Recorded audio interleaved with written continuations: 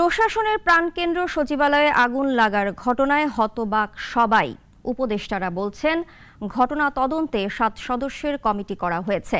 এই অগ্নিকাণ্ডের সঙ্গে জড়িত কাউকেই বিন্দু মাত্র ছাড় দেওয়া হবে না বলেও মন্তব্য করেন তারা। সচিবালয়ে 3টি স্পটে এবং ইস্কাটনে সচিব নিবাসের আগুনের ঘটনাকে পরিকল্পিত বলেও মনে করেন উপদেষ্টারা। সচিবালয়ে আগুন ষড়যন্ত্র নাকি নাশকতা? আমরা ইতিমধ্যে জানি দেশের সবচেয়ে গুরুত্বপূর্ণ ও সুরক্ষিত দপ্তর বাংলাদেশ সচিবালয়। আর এই দফতরে মধ্যরাতে আগুন লাগার ঘটনা জন্ম দিয়েছে নানান প্রশ্নের। এই নিয়ে আলোচনা করতে অনলাইনে যুক্ত হয়েছেন মেজর অবসরপ্রাপ্ত দেলোয়ার এইচ খান।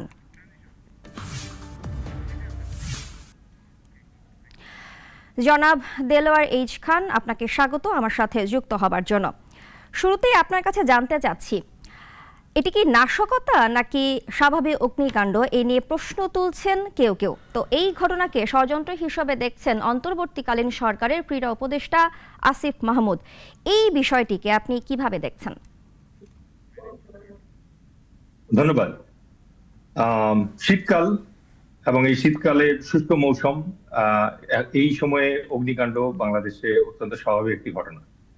কিন্তু বিষয়টি অস্বাভাবিক যখন বাংলাদেশের সবচেয়ে সুরক্ষিত এলাকা বলে চিহ্নিত কেপিআই বলি আমরা যাকে, বাংলাদেশ সচিবালয়ে যখন অগ্নিকাণ্ডের সূত্রপাত হয় তখন সত্যি কনস্পিরেসি থিওরিস্টদের কথা নাই বা বললাম, কিন্তু স্বাভাবিকভাবেই সাধারণ নাগরিক মনে উপদেষ্টা আসিফের মতো একই রকম সংশয় এবং শঙ্কা কিন্তু উদিত হতে পারে।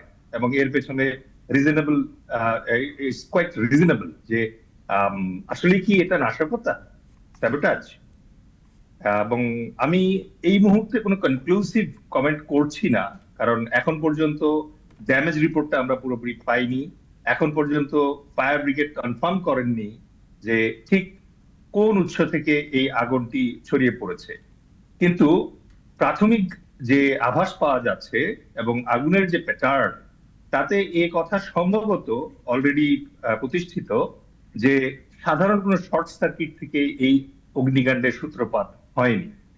এবং একই সঙ্গে অত্যন্ত ডেঞ্জারাস একটা অ্যালিগেশন যেটা আমরা শুনতে পাচ্ছি, সেটা হচ্ছে একাধিক স্থানে একই সাথে আগুনটা শুরু হয়েছিল। তাহলে এই ধরনের সংবাদ যদি সঠিক হয়ে থাকে, তাহলে আমার মনে হয় উপদেষ্টা আসিফ যে আশঙ্কা করছেন তার পিছনে সারবত্তা থাকলেও থাকতে পারে। আর একই সাথে আমাদেরকে আমাদের সার্বিক প্রেক্ষাপটটুকু মাথায় রাখতে হবে। এই মুহূর্তে ইন্ডিয়ান হেজিমনি যেইভাবে চড়াও হয়েছে আমাদের উপরে, তাদের মিডিয়ার মাধ্যমে ক্রমাগত আমাদের যেভাবে নিপীড়ন করার চেষ্টা করছে, পুরো বিশ্বের কাছে আমাদেরকে হেয় প্রতিপন্ন করার চেষ্টা করছে, এবং খুব সহজ একটা প্রশ্নের উত্তর তারা দিতে পারছে না, সেটা হচ্ছে লিখিতভাবে তাদের ওখানে আশ্রয় নেয়া এর আগের স্বৈরাচার এবং ফ্যাসিস্ট শেখ হাসিনাকে কেন ভারত ফিরিয়ে দেবে না, সেই প্রশ্নের জবাব তারা দিতে চাচ্ছে না। সেই প্রশ্নের জবাবকে তারা অ্যাভয়েড করছে এবং প্রকারান্তে তারা আবার তাকে পুনঃপ্রতিষ্ঠা করার যে সর্বান্তকরণ চেষ্টা করে যাচ্ছে। তার প্রেক্ষিতে ইতোমধ্যে একাধিকবার নিরাপত্তা বিশ্লেষক এবং নিরাপত্তা বিশেষজ্ঞরা এই আশঙ্কা প্রকাশ করেছিলেন যে বাংলাদেশে ক্রমাগত নাশকতার সম্ভাবনা দিন দিন বেড়েই যাচ্ছে। এইটা যে একটা স্যাবোটেজ, এটা মেনে টোটালি এটাকে ডিসরিগার্ড করার অথবা এটাকে উপেক্ষা করার সম্ভাবনা অত্যন্ত ক্ষীণ। ধন্যবাদ। জি, আমরা কিন্তু সবাই জানি সচিবালয় একটি সংরক্ষিত জায়গা যেখানে সাধারণ মানুষ বাইরে থেকে প্রবেশ করতে পারে না। তো সচিবালয়ের ভেতরে 100 থেকে 150 সিকিউরিটি গার্ড থাকে। আগুন লাগার পর কি একজনেরও চোখে পড়েনি? এটা কিভাবে সম্ভব? ধন্যবাদ। দেখুন, আপনি যদি ঢাকা শহরের যে কোনো একটা ভালো কর্পোরেট অফিসে যান, আপনি যদি একটা 3 স্টার মানের একটা হোটেলে যান, তাহলে আপনি দেখবেন সেখানকার সেফটি মেকানিজম কত চমৎকার। এবং দ্বিতীয়ত হচ্ছে এটা নিয়মিত রেগুলারলি এটাকে আপডেট করা হয়, চেক করা হয়, ফায়ার ড্রিল করা হয়। এখন জনমনে এই প্রশ্নগুলো সহজাতভাবেই উঠে আসছে। সচিবালয়ের নিরাপত্তার দায়িত্বে এবং সচিবালয়ের সুরক্ষা, যেটাকে সেফটি বলি আমরা, এই সুরক্ষার দায়িত্বে কে ছিলেন? আমি সাংবাদিকদেরকে অনুরোধ করব, আমার মতো নিরাপত্তা বিশ্লেষককে প্রশ্ন করার আগে সম্ভবত এই প্রশ্নগুলো একই সাথে তাকেও করা উচিত, তাকে খুঁজে বের করা উচিত যে এই নিরাপত্তার দায়িত্বে যিনি ছিলেন তার কি কোনো গাফলতি ছিল, সে কি ওয়েল ট্রেন্ড ছিল, সে কি যথাযথভাবে ফায়ার ড্রিল গুলো করেছিল, এই শীত আসার পর পর যে ফায়ার এক্সটিংগুইশার গুলো চেক করার কথা, স্বয়ংক্রিয় যে ফায়ার ডিটেকশন মেকানিজম গুলো ওগুলো ঠিক ছিল কিনা সেগুলোর সঠিকতা নিরূপণ করার কথা, এই কাজগুলো কি করা হয়েছিল? তাহলে এই কাজগুলো যদি না করা হয়ে থাকে তাহলে এটা একটা স্পষ্ট ব্যর্থ প্রথমত। দ্বিতীয়ত হচ্ছে সচিবালয়ের মতো একটি সুরক্ষিত এলাকায় অত্যন্ত চমৎকার অগ্নি নির্বাপন ব্যবস্থা থাকার কথা। আমরা জেনে হতবাক যে এইবার যখন আগুন ধরলো ওখানে ফায়ার সার্ভিসের গাড়ি ভেতরে ঢোকার জন্য সচিবালয়ের গেট ভাঙতে হয়েছে। তার মানে সর্বশেষ ফায়ার ড্রিল কবে হয়েছে এ ব্যাপারে আসলে সুনির্দিষ্ট কোনো তথ্য নেই বলে আমি আশঙ্কা করছি। দ্বিতীয়ত হচ্ছে সচিবালয়ের ভেতরে সম্ভবত ফায়ার ব্রিগেড অথবা অন্য কোনো সংস্থা থেকে অনুরোধ করা হয়েছিল যেন দাহ্য কোনো পদার্থ দিয়ে অলঙ্করণ অথবা সাজসজ্জা করা না হয়। এটা খুব বেসিক একটা ড্রিল। সচিবালয় অথবা অন্যান্য ফোর্সেস হেডকোয়ার্টার যেগুলো আছে সেই জায়গায় কিন্তু এই ধরনের অগ্নি নির্বাপন ব্যবস্থা স্বয়ংক্রিয় এবং র্যাপিড রেসপন্সের যে ব্যবস্থাগুলো থাকে এগুলো অত্যন্ত উঁচু মানের হবার কথা, কিন্তু সচিবালয়ের মতো জায়গায় সেটার উপস্থিতি ছিল না, এটা বিশ্বাস করা আমার জন্য কঠিন। আর এই একই কারণে আবারও প্রশ্ন আসছে যে এত সুরক্ষা ব্যবস্থা থাকা সত্ত্বেও সচিবালয়ের মতো জায়গায় ৩-৪ তলা ধরে আগুন ছড়িয়ে পড়বে এবং অত্যন্ত গুরুত্বপূর্ণ নথি হারিয়ে যাবে এবং পুড়ে যাবে এবং আমাদের উপদেষ্টা যারা আছেন তারা আশঙ্কা প্রকাশ করবেন, এটা সত্যি দুঃখজনক। জি, জনাব দেলোয়ার এইচ খান, আপনি আমাদের সাথেই থাকুন, আমরা আলোচনা একটু পরে আসব। ইতিমধ্যে আমাদের হাতে এসে পড়েছে একটি প্রতিবেদন, আব্দুল্লাহ শাফি যিনি কিনা সচিবালয়ের আগুন সংক্রান্ত একটি প্রতিবেদন করেছে, আমরা দেখে আসছি। জ্বলছে প্রশাসনের প্রাণকেন্দ্র সচিবালয়। মধ্যরাত পেরিয়ে পুরো বাংলাদেশ তখন গভীর ঘুমে। পদক্ষেপ নেওয়ার আগে আগুনের লেলিহান শিখা ছড়িয়ে পড়ে ৭ ও ৮ তলায়। পুড়ে ছাই যুব ও ক্রীড়া, সড়ক পরিবহন ও সেতু এবং এলজিআরডি এবং ডাক টেলিযোগাযোগ সহ বেশ কয়েকটি মন্ত্রণালয়ের নথিপত্র। সচিবালয়ের ৭ নম্বর ভবনের ঘটনার সূত্রপাত রাত ১:৫০ এর ৪ মিনিটের মধ্যে অর্থাৎ ১:৫৪ আসে ফায়ার সার্ভিস। ১৯টি ইউনিটের প্রাণান্তকর চেষ্টায় আগুন নিয়ন্ত্রণে আসে সকাল ৮টায়।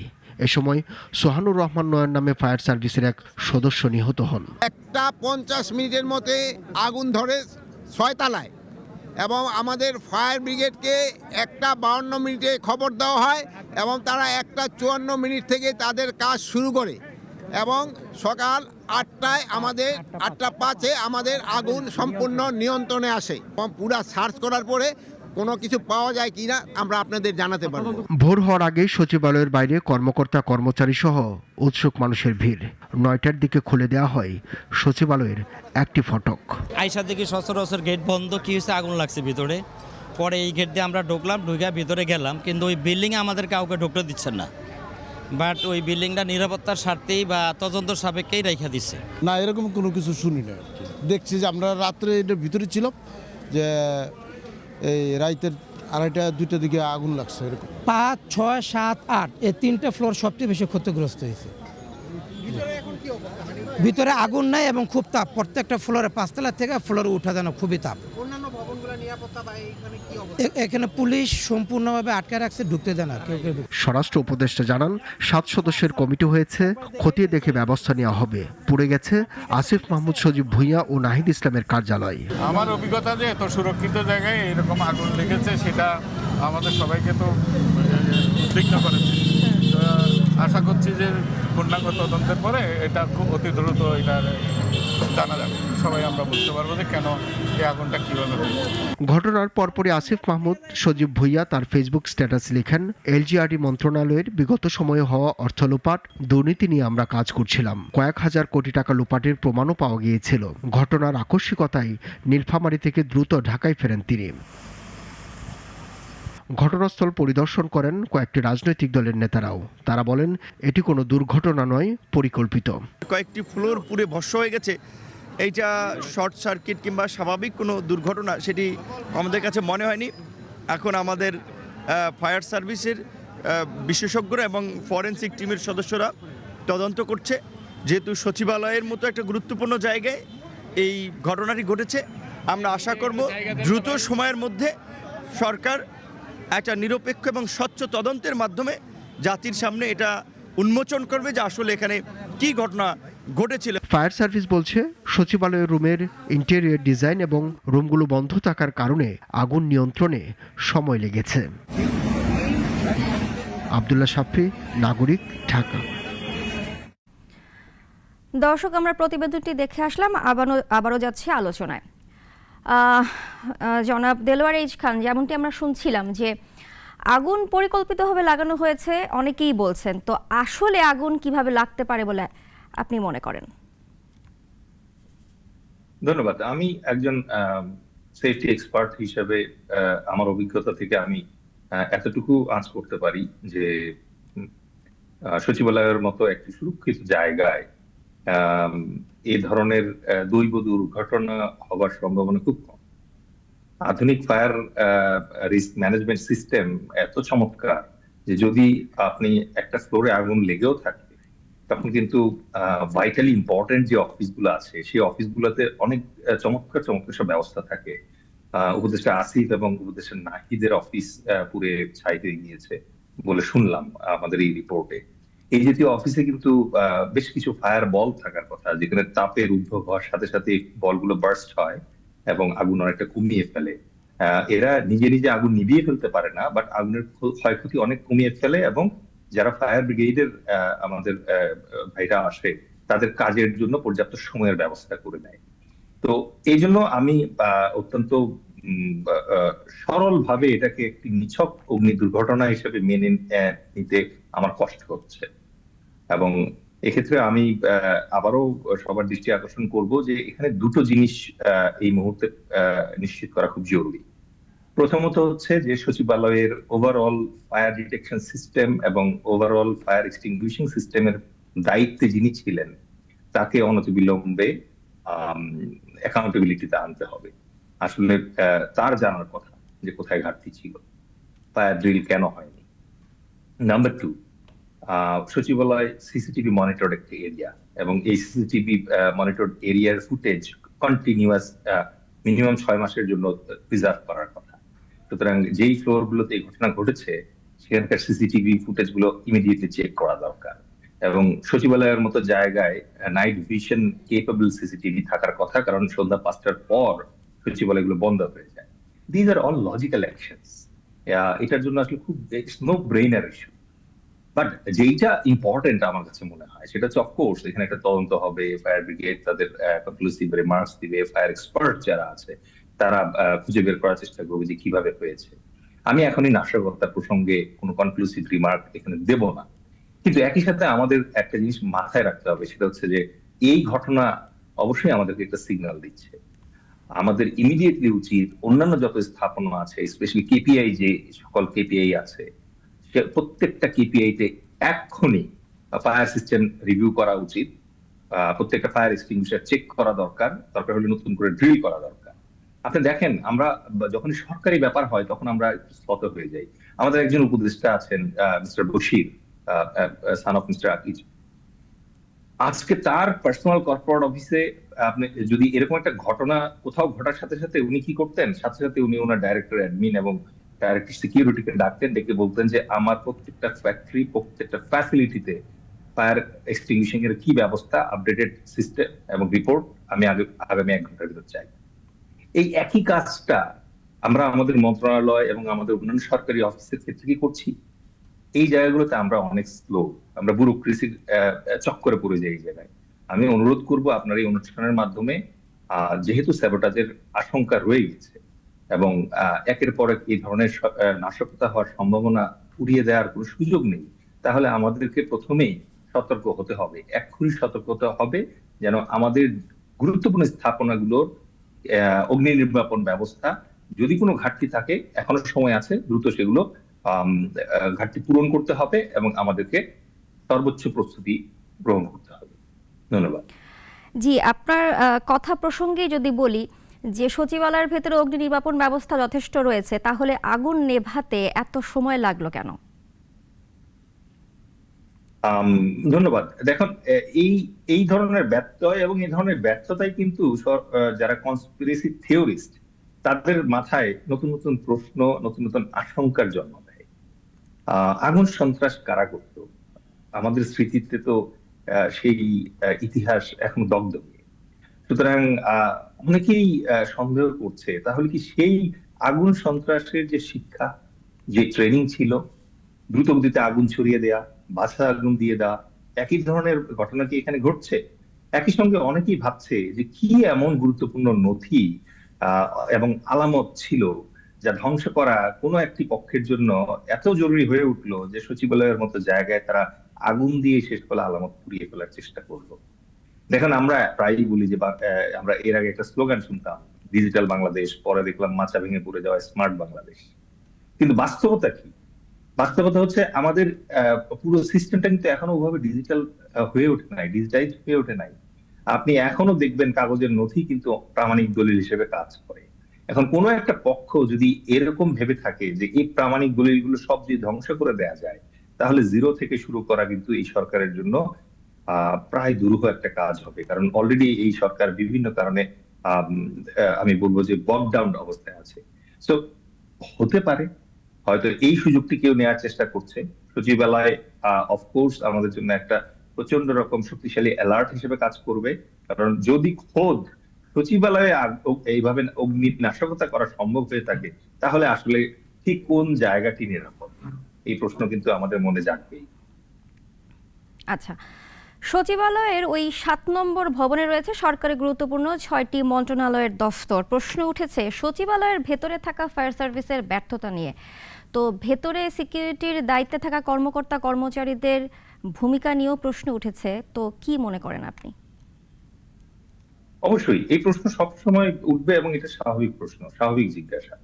কারণ আপনার গাড়ি যদি অ্যাক্সিডেন্ট হয় তাহলে driver is the first man who can tell you যে আসলে গাড়ির অ্যাক্সিডেন্ট কেন হলো। একই রকম ভাবে যদি সিকিউরিটি কোনো ব্রিচ হয় তাহলে সিকিউরিটি ম্যানেজার অথবা director security is the first man যাকে আপনি জিজ্ঞেস করতে হবে যে কোথায় ব্যত্যয় হলো। একই রকম ভাবে এখানে যেহেতু অগ্নি দুর্ঘটনা ঘটেছে, তাহলে সেফটি এক্সপার্ট যিনি ছিলেন সচিবালয়ের দায়িত্বে, তার কাছ থেকেই এই প্রশ্নের উত্তর চাইতে হবে যে কেন হলো, কিভাবে হলো, কোথায় ব্যত্যয় ছিল। অবশ্যই কোনো ব্যত্যয় ছিল। দেখেন, একটা অগ্নিকাণ্ডের সূত্রপাত হওয়ার জন্য 3টা এলিমেন্ট খুব জরুরি। নাম্বার 1 হচ্ছে যে আগুনের যে স্পার্ক, নাম্বার 2 হচ্ছে দাহ্য বস্তু, আর নাম্বার 3 হচ্ছে অক্সিজেন। এই 3টা জিনিস যখন একত্র হয় তখনই একমাত্র আগুনের সূত্রপাত হয়। সুতরাং এখানে আগুনের সূত্রপাতের জন্য যে অপশন গুলো আছে সেটা হচ্ছে 1 শর্ট সার্কিট, 2 সিগারেটের বাত। রাতে ওখানে কেউ ছিল না, সুতরাং সিগারেটের বাত থেকে আগুনের সম্ভাবনা নাই। আগুনের প্যাটার্ন থেকে নৌবাহিনীর একজন অফিসারের যে বক্তব্য আমি শুনলাম তাতে বোঝা যাচ্ছে যে শর্ট সার্কিট সিস্টেমে যে আগুন হয়, শর্ট সার্কিট তো একসাথে 3টা-4টা পয়েন্টে হয় না, যে কোনো একটা পয়েন্টে হয়। তখন আগুন একদিক থেকে আরেক দিকে আস্তে আস্তে ছড়াতে শুরু করে। কিন্তু এই আগুনের প্যাটার্ন হচ্ছে একই সঙ্গে মাল্টিপল সোর্স থেকে আগুন ছড়ানো শুরু করেছে। এখান থেকে আসলে লোক মনে সন্দেহ সৃষ্টি হয়েছে যে তাহলে কি আদৌ এটা দুর্ঘটনা অথবা এর পেছনে নাশকতার কোনো হাত আছে। জি, আমরা আরেকটি বিষয় আপনার কাছে জানতে চাই যে বান্দরবানের লামা উপজেলায় আগুনে পুড়ে ছাই হয়েছে ত্রিপুরা সম্প্রদায়ের পাহাড়ি পল্লীর 17টি বসতঘর। তো ভুক্তভোগীদের দাবি আগুন লাগানো হয়েছে পরিকল্পিতভাবে। তো এই বিষয়টিকে কিভাবে দেখছেন? আমি এই ব্যাপারে আবারও বলবো যে পুরো ড্যামেজ রিপোর্ট এবং বিশেষজ্ঞের মতামত না পেয়ে এ ব্যাপারে মন্তব্য করা কঠিন। তবে আগুনের প্যাটার্ন, ওই মুহূর্তে ওই বাড়িতে যারা ছিল তারা একটা অনুষ্ঠানে যোগ দেওয়ার জন্য সকলে বাড়ির বাইরে চলে গিয়েছিলেন। সুতরাং বাড়ির বাইরে যদি চলে গিয়ে থাকে তাহলে আগুনের সূত্রপাত একই সাথে 16টা বাড়িতে হওয়ার সম্ভাবনা খুবই কম। প্রথমত আমরা কমন সেন্স অ্যাপ্লাই করলে এই জিনিসগুলো বুঝতে পারি। দ্বিতীয়ত হচ্ছে তখন যদি বাড়িতে কেউ থেকে থাকতো আর একটা বাসায় যদি আগুনের সূত্রপাত হতো তাহলে ওখানে মোবাইল যোগাযোগ আছে, তারা মোবাইল করে লোকজন ডেকে আগুন নিভিয়ে ফেলতে পারতো। এবং এই আগুনের প্যাটার্নে মনে হচ্ছে এটা অগ্নি সহিংসতা, সম্ভবত তাদের জমি জমা নিয়ে কোনো একটা বিরোধ চলছিল। পার্বত্য চট্টগ্রামের ওই এলাকায় এই জিনিসটা হয়ে থাকে। তো অবশ্যই আমাদের উচিত হবে সংশ্লিষ্ট যে বাদী বিবাদী যারা আছে তাদের ভিতরে এই ব্যাপারে অধিকতর তদন্তের মাধ্যমে এটা বের করে আনা সম্ভব যে আসলে আগুন কে লাগিয়েছিল, কেন লাগিয়েছিল এবং কিভাবে লাগিয়েছিল। তবে প্যাটার্ন দেখে মনে হচ্ছে যে এটাও দুর্ঘটনার কারণে আগুন, ব্যাপারটা ওরকম না। ধন্যবাদ। বিষয়টা কি পরিকল্পিত, কি মনে হচ্ছে? অফকোর্স একসাথে 16টা বাড়িতে যদি আগুন লাগে এটা অবশ্যই পরিকল্পিত, কারণ যদিও আমি এখন স্পটের ব্যাপারে জানি না, বাট পারুল চট্টগ্রামের আমার দীর্ঘ অভিজ্ঞতার প্রেক্ষিতে আমি জানি যে ওখানে কিন্তু বাড়িগুলো ওরকম বস্তির মতো লাগোয়া, একটার পাশে আরেকটা ওভাবে না, একটু গ্যাপ থাকার কথা। তাহলে একটা মহল্লার অথবা একটা পাড়ার 16টা বাড়িতে একসাথে অগ্নিসংযোগ এবং পুড়ে যাওয়া, এটা নিশ্চিত যে এর পিছনে কারো কোনো ইন্ধন অথবা পরিকল্পনা থাকার সম্ভাবনাই বেশি। জি, আইন শৃঙ্খলা বাহিনীর 5ই আগস্টের পরে যে আইন শৃঙ্খলা বাহিনীর অবস্থান সম্পর্কে কতটুকুন, অনেকে কিন্তু প্রশ্ন করছে যে তাদের অবস্থার অবনতি হয়েছে, তো আপনি কিভাবে মনে করেন কতটুকুন কি অবস্থা? দেখুন, আমরা এভিডেন্স বেসড বিশ্লেষণ করার চেষ্টা করি সবসময়। আপনাকে একটা বাস্তবতা মাথায় রাখতে হবে, সেটা হচ্ছে যে আমাদের চমৎকার একটি পুলিশ বাহিনী ছিল। আমি সক্ষমতার দিক থেকে বলছি, সেই পুলিশ বাহিনীর সক্ষমতা এই মুহূর্তে আগে যতটা ছিল তার অর্ধেকেরও কম এই মুহূর্তে আছে। সুতরাং আপনার বাসায় যদি আগে 4 জন নাইট গার্ড ডিউটি দিত আর এখন যদি 1 জন দেয়, তাহলে অফকোর্স আপনার নিরাপত্তা ওভারঅল লেভেলটা তখন কিন্তু নেমে যায়। এটা হচ্ছে 1 নাম্বার। 2 নাম্বার হচ্ছে যে বাংলাদেশ আর্মি তার মিলিটারি পাওয়ার ইউজ করে ওভারঅল সিকিউরিটি সিচুয়েশনকে কন্টেইন করার চেষ্টা করছে। কেন কন্টেইন করার চেষ্টা করছে? কারণ বিপ্লবোত্তর একটি প্রেক্ষাপটে সিকিউরিটি হচ্ছে প্রাইম রিকোয়ারমেন্ট, এবং এই সিকিউরিটি শুধুমাত্র বহির্দেশের আক্রমণের বিরুদ্ধে সিকিউরিটি না, অন্তর্ঘাতমূলক বিভিন্ন ধরনের প্রবলেম যে হয় তার এগেইনস্টেও সিকিউরিটি এনশিওর করা দরকার হয়।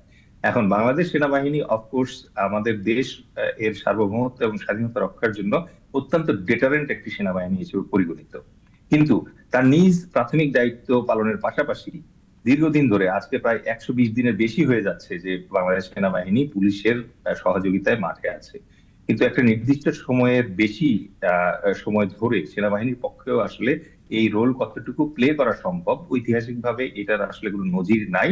বাট যৌক্তিকভাবে এটা বিশ্বাস করার কারণ আছে যে আমাদের প্রাণপ্রিয় অফিসার্স এবং সোলজার যারা আছে, তারা দীর্ঘ সময় ধরে দিনের পর দিন এই ডিপ্লয়মেন্টে থাকার ফলে তাদের ভিতরে কিন্তু ফ্যাটিগ আসার সম্ভাবনা আছে। বাংলাদেশ সরকারের সুযোগ ছিল, এই গভর্নমেন্টের ডক্টর ইউনূসের সুযোগ ছিল যে রিটায়ার্ড যে কমিউনিটি আছে অফিসার্স এবং সোলজার্স, প্রায় 1.5 লাখ 2 লাখের মতো রেডি আছে, তাদের এখনো তারা সক্ষম এবং তারা মানে অঙ্গীকারাবদ্ধ যে দেশের যখন কোনো ইমার্জেন্সি হয় তখন তাদেরকে রিকল বলে, এটাকে পৃথিবীর যে কোনো দেশ তাদের ইমার্জেন্সি মোকাবেলার জন্য রিকল করতে পারে 30 দিন, 90 দিন, 120 দিনের জন্য। তো আমি জানি না কেন বাংলাদেশ সরকার এই অপশনটি এখনো ক্যাটার করেননি, সম্ভবত সামনে করবেন। বাট আপনার যে আশঙ্কা এবং আমাদের জনগণ যা ভাবছে তা অত্যন্ত সত্যি যে ওভারঅল সিকিউরিটি সিচুয়েশনের বেশ অবনতি আমরা দেখতে পাচ্ছি। যদিও বাংলাদেশের জনগণ বিপ্লবোত্তর একটি পরিস্থিতিতে সর্বোচ্চ সতর্কভাবে এবং অত্যন্ত আন্তরিকভাবে চেষ্টা করছে যেন দেশের কোনো বদনাম না হয়, সিকিউরিটি সিচুয়েশন যেন ভালো থাকে, তারা পুলিশকে সহযোগিতা করার চেষ্টা করছে, আর্মিকে সহযোগিতা করার চেষ্টা করছে। কিন্তু আমার মনে হয় এখন সময় এসেছে অ্যাটলিস্ট আগামী 3 মাসের জন্য ওভারঅল সিকিউরিটি সিচুয়েশনকে কন্টেইন করতে এবং ভারতীয় হেজিমনিকে রুখে দেওয়ার জন্য এই মুহূর্তে হয়তো তারা এই অপশনটি ভেবে দেখতে পারে। এবং সেক্ষেত্রে আমার মনে হয় যে পাড়ায় পাড়ায়, মহল্লায় মহল্লায় যদি এই সচেতনতাটুকু আনা যায়, তাহলে পুলিশ বাহিনীও দ্রুত তাদের প্রাইমারি রোল যেটা আছে সেই রোলটা ঠিক ওভার করতে পারবে, আর আমাদের আর্মিও অনেক বেশি অগমেন্টেড ফিল করবে। এবং ওভারঅল আমরা এখন যে একটা খুব বাজে সময় পার করছি বিপ্লব পরবর্তী, এই সময়টুকু 3 মাস অথবা 6 মাস যদি আমরা ধারণ করতে পারি, তাহলে ডক্টর ইউনূসের নেতৃত্বে আশা করি আমরা খুব চমৎকার একটি অবস্থায় পৌঁছাতে পারবো, যেখান থেকে একটি সুষ্ঠু নির্বাচনের মাধ্যমে গণতান্ত্রিক ব্যবস্থা পুনরায় ফিরে আসবে। আচ্ছা, এই যে লামা থেকে সচিবালয়, এই আগুন সংক্রান্ত এই দুটি বিষয়ের কোনো সংযুক্তি আছে বলে আপনি মনে করেন? আর যদি থেকেও থাকে তাহলে এই দুর্বৃত্তরা কারা, কি মনে করেন? একটা মিল আছে, এটাই দুর্বৃত্তের কাজ। প্রচন্ড অমিল যেটা, সেটা হচ্ছে সচিবালয়ে আগুন লাগানো একটা স্যাবোটাজ, এটা একটা নাশকতা, এটার পিছনে আন্তঃরাষ্ট্রীয় মোটিভ কাজ করে। আর লামার ঘটনা স্থানীয় একটি কোন্দলের বহিঃপ্রকাশ। সুতরাং ওটা লোকালাইজ একটা ইভেন্ট, এটার সাথে এটা যোগসূত্র খুঁজতে যাওয়াটা ভুল হবে বলে আমি মনে করি। কারণ সচিবালয়ের অগ্নিকাণ্ডের ব্যাপারটি অত্যন্ত গুরুত্বপূর্ণ এবং অত্যন্ত বিপজ্জনক একটি ব্যাপার। আই এম শিওর আপনি কালকে নিউ ইয়র্ক টাইমস অথবা অন্য মানে ফ্রন্টলাইন গ্লোবাল নিউজ চ্যানেল যেগুলো আছে, you will find it is going to be a headline for many of the top line news medias, কারণ এটা একটা অস্বাভাবিক ঘটনা। আচ্ছা, আমরা কিন্তু দেখছি কদিন পর পরে আগুন লাগছে, তো এই আগুন লাগার বিষয়ে অন্য কোনো মহলের কোনো ইন্ধন আছে কিনা, মানে সেটা কি খুঁজে বের করা দরকার নয়? অবশ্যই আমি আবারও বলছি যে আমাদের কিন্তু ইন্টারনাল একটা অ্যালার্ট অলরেডি সিকিউরিটি অ্যানালিস্ট যারা আছে এবং সিকিউরিটি স্পেশালিস্ট যারা আছেন তারা দিয়েছিলেন যে বাংলাদেশের স্পেশালি ইন্ডিয়ান হেজিমনির এগেইনস্টে আমাদের যে যতগুলো প্রিকশন নেওয়ার প্রয়োজন ছিল তার ভিতরে একটা প্রিকশন কিন্তু অলরেডি স্পেলড আউট, যে আমরা আশঙ্কা করছিলাম যে বাংলাদেশের যে গুরুত্বপূর্ণ স্থাপনাগুলো আছে সেই স্থাপনাগুলোতে বিভিন্ন ধরনের নাশকতামূলক কার্যক্রম হতে পারে। কারণ এর পেছনে মূল কারণ যেটা সেটা হচ্ছে যে গত ফ্যাসিস্ট গভর্নমেন্টের একটা বড় অংশ এখনো কিন্তু বাংলাদেশে রয়ে গেছে এবং দুর্ভাগ্যজনকভাবে তারা বিভিন্ন ধরনের গুরুত্বপূর্ণ এবং প্রভাবশালী পজিশনে এখনো রয়ে গেছে। সুতরাং তাদের নিষ্ক্রিয়তা এবং কিছু কিছু ক্ষেত্রে তাদের অপতৎপরতা এই জাতীয় নাশকতার কারণ হতে পারে। দ্বিতীয়ত হচ্ছে যে অ্যাক্টিভলি যখন একটা বড় রাষ্ট্র আর একটা রাষ্ট্রকে সিকিম অথবা হায়দ্রাবাদের মতো দখলের পায়তারা করে এবং সেটা যখন প্রমাণিত হয়ে যায়, তখন আসলে আমাদের মতো রাষ্ট্রের এই মুহূর্তে ওই বিলাসিতা করার সুযোগ নেই যে কেউ কিছু করবে না এবং সব আগুনই আসলে জৈব আগুন। সুতরাং আমার মনে হয় যে আমাদের প্রত্যেককে এই ব্যাপারে একতাবদ্ধ থাকতে হবে। আমাদের অগ্নি নির্বাপন এবং অন্য সিকিউরিটির যে সকল প্যারামিটার গুলো আছে এগুলো আবার চেক করতে হবে, রিচেক করতে হবে, যেন এই জাতীয় দুর্ঘটনা যেন কমে যায় আর নাশকতার তৎপরতা যদি থেকে থাকে তা যেন অত্যন্ত দৃঢ়ভাবে প্রতিহত করা সম্ভব হয়। কারণ আজকে সচিবালয়, কালকে অন্য আরেকটা কেপিআই, এরকম একের পর এক যদি ঘটনা ঘটতে থাকে আমাদের সক্ষমতা কিন্তু দ্রুত কমতে থাকবে। জি, আরেকটা বিষয় সেটা হচ্ছে যে আমরা কিন্তু জানি যে ইদানিং প্রচুর পরিমাণে আগুন লাগছে এবং সেটা নেভাতে অনেক সময় লাগছে, এর জন্য ক্ষতিটা অনেক বেশি হচ্ছে। তো আপনার কাছে কি কোনো তড়িৎ কোনো সলিউশন আছে যেটাতে আমাদের ক্ষতিটা কম হবে? ধন্যবাদ। আমি তড়িৎ সলিউশনের জন্য দুই ধরনের সলিউশনের কথা বলবো একজন ফায়ার এক্সপার্ট হিসেবে। একটা হচ্ছে প্রতিরোধমূলক ব্যবস্থা। আপনি আপনার স্টুডিওতে আছেন, আমি আমার বাসায় আছি। আমাদের বেসিক কিছু আগুন প্রতিরোধ করার মেকানিজম থাকে, যেমন ফায়ার এক্সটিংগুইশারটা থাকা, এবং সবচেয়ে ইম্পর্টেন্ট হচ্ছে ফায়ার এক্সটিংগুইশার ব্যবহার করতে জানা। আমি এরকম অনেক অগ্নিকাণ্ড দেখেছি যেখানে ফায়ার এক্সটিংগুইশার ছিল কিন্তু আগুন নেভানোর কাজে ওটা ব্যবহার করা সম্ভব হয়নি, কারণ কেউ জানতো না কিভাবে ফায়ার এক্সটিংগুইশার ব্যবহার করতে হয়। সুতরাং এটা হচ্ছে প্রতিরোধমূলক একটি ব্যবস্থা। প্রতিকারমূলক ব্যবস্থাতে আমি যেটা বলবো সেটা হচ্ছে যে আমাদের ফায়ার সার্ভিসের উচিত ছিল এই শীতকাল আসার আগে প্রচুর প্রচারণা নিশ্চিত করা।